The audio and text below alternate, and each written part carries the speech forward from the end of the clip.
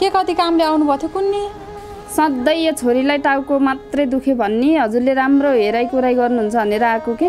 यसरी नानीले टाउको दुख्न लागेको कति महिना भयो? धेरै नै भयो माता। यसो कहिले काहीँ टाउको दुख्यो भनि जान्छ के छोरीले। जसरी भए पनि ठिक पारिदिन पर्यो माता यति छोरीलाई होइन। म जति दिन भए पनि म लिएर आउँछु। हुन्छ त्यसको बारेमा तपाईँले चिन्ता लिनै पर्दैन। कस्ता कस्ता बिरामी त मैले ठिक पारेर पठाएको छु। खै नानी हात ल्याउ त।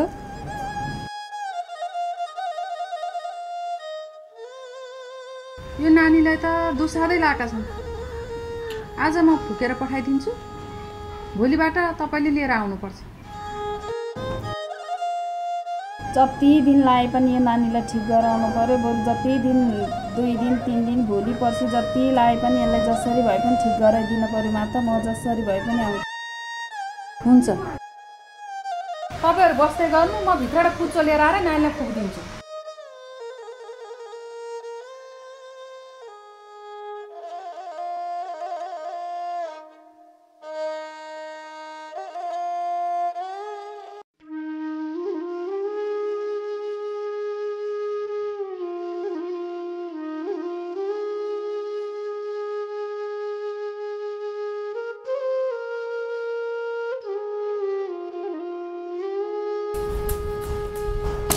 ल अहिलेलाई फुकिदिएछु। अब भोलि लिएर आउनु। माता हजुरलाई भेटी के कति चढाउनु पर्ने हो? तपाईँले भोलि लिएर आउनु। त्यसको बारेमा भोलि नै सल्लाह गरौँ। ल माता अहिले हामी जान्छौँ के अरे।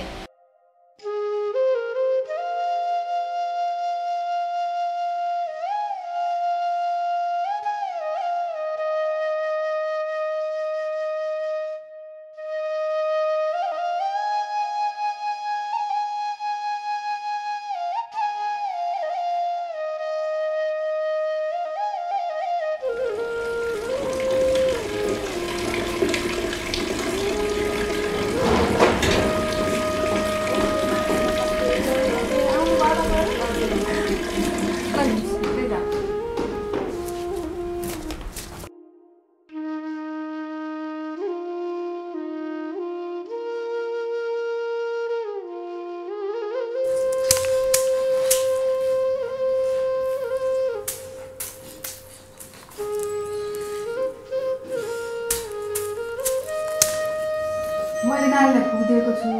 भोलिबाट म आफ्नै ठाउँमा राखेर फुक्छु नानीलाई। तपाईँले गाह्रो पनि हुन्छ दिनदिनै आउँदा। नानीले यहीँ छोडिदिनुहोस्। हुन त हो माता। फेरि छोरी आत्तिन्छ कि मलाई नदेख्दा। म आफ्नै छोरी जस्तो गरेर राख्छु। मेरो विश्वास मान्नु। म जे खान्छु त्यही खान्छु। म जहाँ सुत्छु त्यही सुताउँछु नानीलाई। ल त माता म हजुरकै विश्वासमा छोडेर गएँ के अरे। म बेला बेलामा फोन गर्छु। हुन्न आमा, म त घरै जाने हो। त्यसो भनेर कहाँ हुन्छ छोरी। तिम्रो टाउको दुख्ने बिमार पनि सन्चो हुनु पर्यो। किन आत्तिन पर्यो छोरी तिमी? म पनि तिम्रो आमा जस्तै हुँ। ढुक्करी बस्छ यहाँ आफ्नै आमा सम्झेर। आज आमालाई जान देऊ। त्यही पनि 3-4 दिनमा भेट्न आउँछु म नानीलाई। तिम्रो टाउको दुख्ने बिमार पनि ठिक बनाइदिन्छु म। मैसँग खाउली मैसँग सुतौली। अहिले आमालाई जान देऊ छोरी। ल माता मैले हजुरकै विश्वासमा मेरो छोरी छोडेर जाँदैछु। हजुरले जति सक्छ चाँडो मेरो छोरी निको गराइदिन पर्यो। म अहिले जान्छु है। हुन्छ ल ढुक्क भएर जानु। हस् त नि है ल।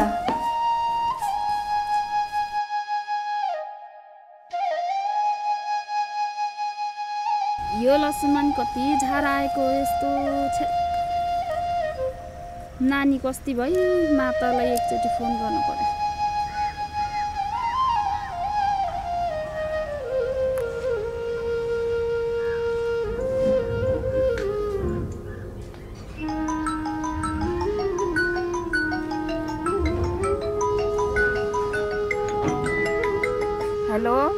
हेलो माता नमस्ते। हजुर नमस्ते। सन्चै हुनुहुन्छ? सन्चै छम हजुर। अनि नानीलाई कस्तो छ? कस्ती भयो नानी? नानी पनि सन्चै छन्। ए हुन्छ नानी खाजा खाँदैछन्। हुन्छ म दिन्छु। ल नानी ल आमाले फोन गर्नुभएको छ। हेलो आमा, सन्चै हुनुहुन्छ? नानी सन्चै हस्? आफूले कस्तो अचेला छ। भेट्न आउनु न। ल म 2-3 दिनमा आउँछु है। भोलि आउनुहुन्छ? ए हस् हस् आमा। ल अहिले चाहिँ फोन राख्दे है। हस् आमा हस्। नानी नि ठिकै छु भन्ने के रे, अब 1-2 दिनमा भेट्न जानु पर्छ। खाजा खाएर आएर